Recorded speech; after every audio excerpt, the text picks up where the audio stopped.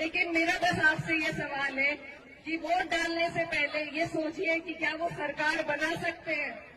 अगर वो सरकार के नजदीक पहुंचते हैं तो आप बेशक वोट उन्हें दे दीजिए, लेकिन वो नहीं पहुंचेंगे। उन्हें अगर वोट दिए जाएंगे, बटेंगे अगर हमारे वोट, तो सरकार फिर से भाजपा की बनेगी।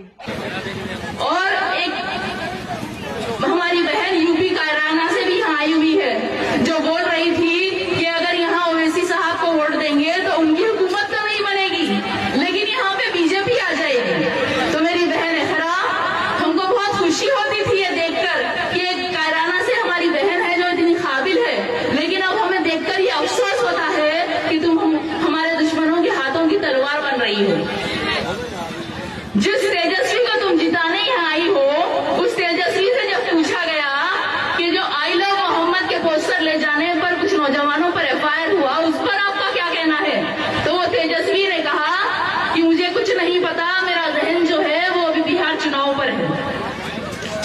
और बहन एहरा, तुम एक मुस्लिम खवातीन हो, तुमको इस चीज का एहसास होगा कि हमारा हिजाब हमारे लिए कितना अजीज है। हमारी शान शौकत, हमारी इज्जत और हमारी हिफाजत करने वाला हमारा ये हिजाब है। और जब इस हिजाब के बारे में तुम्हारे लीडर अखिलेश यादव से यूपी चुनाव से पहले पूछा गया कि हिजाब बैन पर आपका क्या कहना है, तो तुम्हारे लीडर ने कहा कि मुझे कुछ सुनाई नहीं दे रहा। और जब मेरे खालिद असदुद्दीन ओवैसी साहब से पूछा गया हिजाब बैन के बारे में, तो उन्होंने कहा कि हिजाब पहनना मुस्लिम लड़कियों का हक है और एक दिन इस मुल्क की प्राइम मिनिस्टर एक हिजाब पहनने वाली लड़की बनेगी इंशाअल्लाह।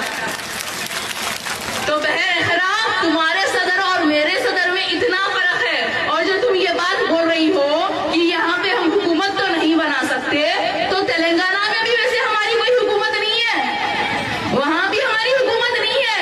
119 में से वहां सिर्फ हमारे 7 एमएलए और 17 में से 1 एमपी है, लेकिन वहां जो भी हुकूमत होती है उनको हमारी जरूरत पड़ती है, हमें उनकी जरूरत नहीं पड़ती। वो हमारे इतिहास की ताकत से मजबूर हो जाते हैं। वहां जहाँ कोई भी हुकूमत आती है वो हमारे इशारों पे नाचती है, हम उनके इशारों पे नहीं नाचते। तो हम यहाँ सीमांचल बिहार में भी हुकूमत बनाने नहीं आए हैं, हम सिर्फ इतना चाहते हैं कि सीमांचल के लोग किंग मेकर बने। हम नहीं चाहते